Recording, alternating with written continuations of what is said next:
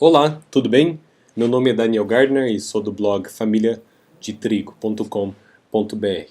Olha só, muitas vezes eu percebo que as pessoas têm algumas dúvidas quanto à legalidade da educação domiciliar. E é uma boa pergunta. O homeschooling é ilegal? Eu queria aqui compartilhar, de uma forma bem resumida, bem rápida também, uma resposta que talvez te ajude, ok? Um princípio básico da Constituição brasileira deve ser destacado aqui logo de início. O artigo 5º afirma que ninguém será obrigado a fazer ou deixar de fazer alguma coisa, senão em virtude de lei. Quando consideramos o total da lei, então, percebemos que, como disse o Alexandre Magno, o ensino domiciliar, como substituto do ensino escolar, não é proibido expressamente por nenhuma norma no ordenamento jurídico brasileiro, seja constitucional, legal ou regulamentar. Nem tampouco é expressamente permitido ou regulado por qualquer norma. Sendo assim, é correto dizer que não há lei que proíba a educação domiciliar, ok? Mas surge então uma segunda dúvida, talvez. Sabemos que a lei brasileira ela enfatiza a educação das crianças. Cabe aos pais tomarem decisões a respeito da educação dos seus filhos? Eles podem decidir educar os seus filhos em casa? De início, tenha em mente a hierarquia do ordenamento jurídico do Brasil. Olha só, tem em primeiro lugar a Constituição Federal, ela é soberana, e abaixo dela os tratados internacionais de direitos humanos. E então, em terceiro lugar, as leis ordinárias, como o Código Civil, por exemplo.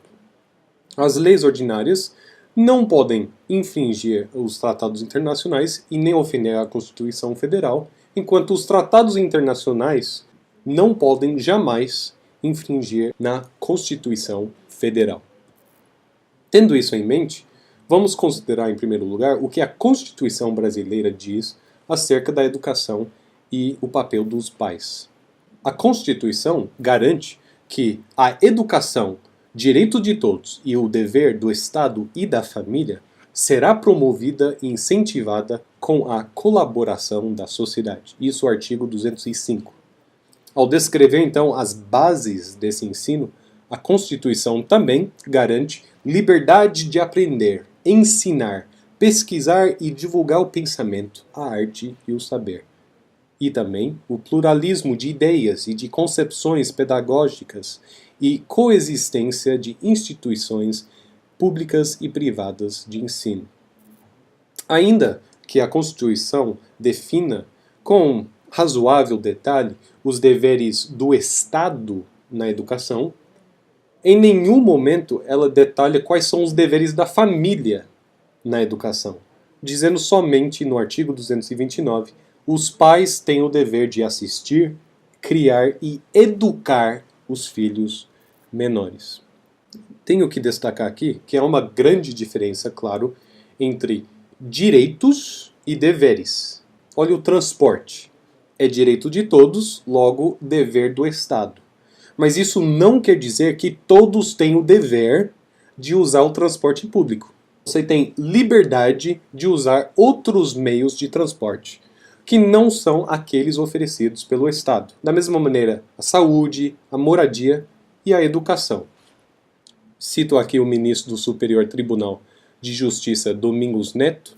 A lei federal busca defender o direito à educação de todo cidadão, mas ressalva a liberdade de aprender.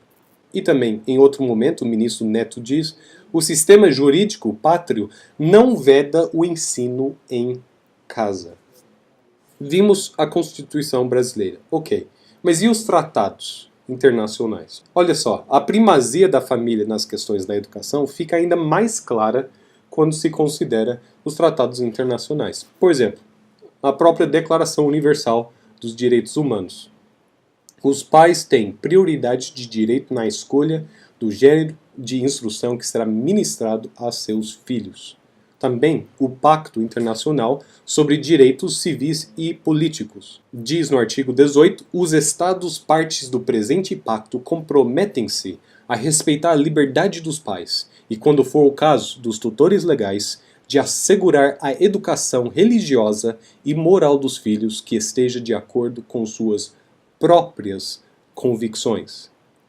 Da mesma forma, a Convenção sobre os Direitos da Criança, os Estados partes envidarão os seus melhores esforços a fim de assegurar o reconhecimento do princípio de que ambos os pais têm obrigações comuns com relação à educação e pelo desenvolvimento da criança. Caberá aos pais, ou, quando for o caso, aos representantes legais, para o desempenho de suas funções no que tange à educação da criança, e assegurarão a criação de instituições e serviços para o cuidado das crianças. O famoso Pacto de São José da Costa Rica também vai afirmar no artigo 12 que os pais, e quando for o caso, os tutores, têm direito a que seus filhos recebam a educação religiosa e moral que esteja de acordo com suas próprias convicções.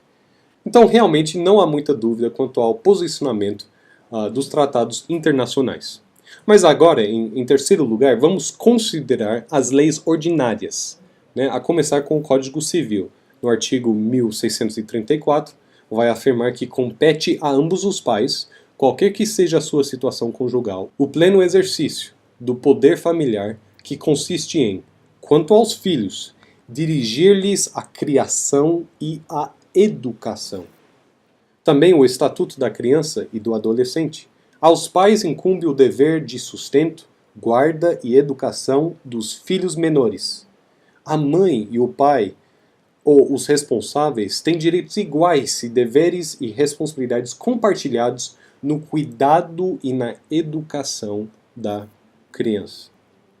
Talvez você já ouviu falar sobre a interpretação difícil daquele artigo na lei LBD, que diz: é dever dos pais ou responsáveis efetuar a matrícula das crianças na educação básica a partir dos 4 anos de idade. E olha só, tem um texto que vai nos ajudar em muito a entender a lei LDB. Foi publicado, se não me engano, em agosto de 2016, pela Consultoria Legislativa. É um texto fundamental, todos devem ler, e ele esclarece: devemos fazer a leitura dessa prescrição no âmbito da educação tradicional, e o seu contrário, o seu descumprimento, é a não prestação do dever de educar, jamais a prática do homeschooling. E em outro momento, ele destaca: o ponto-chave aqui é que a LDB enfatiza expressamente que ela disciplina a educação escolar que se desenvolve predominantemente por meio do ensino em instituições próprias. Olha só, predominantemente, mas não exclusivamente. A lei, por seu turno, passa a reger o ensino que seria ministrado em instituições próprias, mas sem negar, em absoluto, outras modalidades de aprendizado. Se fizesse tal negativa, a LDB entraria em rota de colisão com o caráter aberto da educação, delineado por ela mesma e pela Constituição. Uma última consideração aqui é sobre a questão do abandono intelectual, né? Assim como descrito no Código Penal, artigo 246. Deixar, sem justa causa, de prover a instrução primária de filho em idade escolar. Pena, detenção de 15 dias a 1 mês ou multa. O Alexandre Magno aqui nos orienta. Percebe-se que não há, aqui, nenhuma obrigação de manter o filho em uma instituição escolar, mas apenas de prover a instrução primária, ou seja, de educá-lo em casa ou na escola.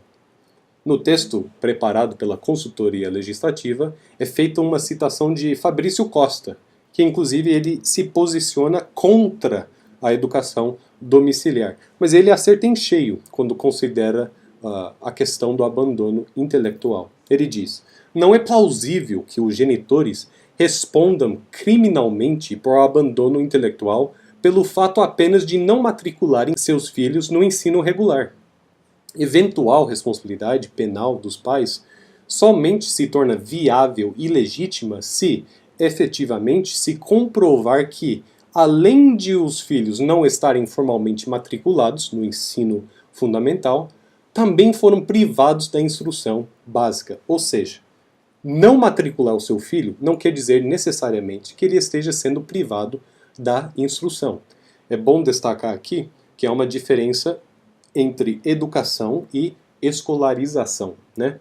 Enquanto a educação é direito de todos, não devemos presumir que ela ocorre com exclusividade nas escolas. A sala de aula, ela faz parte da educação, mas a educação ocorre também fora das salas de aula.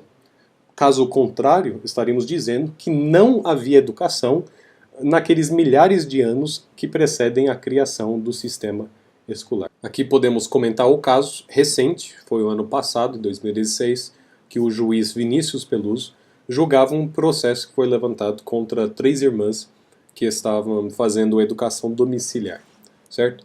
Ele assim decide: diante do exposto, por entender que as menores encontram-se devidamente inseridas em processo de aprendizagem por meio da metodologia homeschooling, que tal modalidade de ensino não afronta normas constitucionais e infraconstitucionais, que compete primordialmente aos pais a obrigação de educar os filhos e que é descabida a intervenção estatal no caso em comento, julgo improcedentes os pedidos formulados na representação.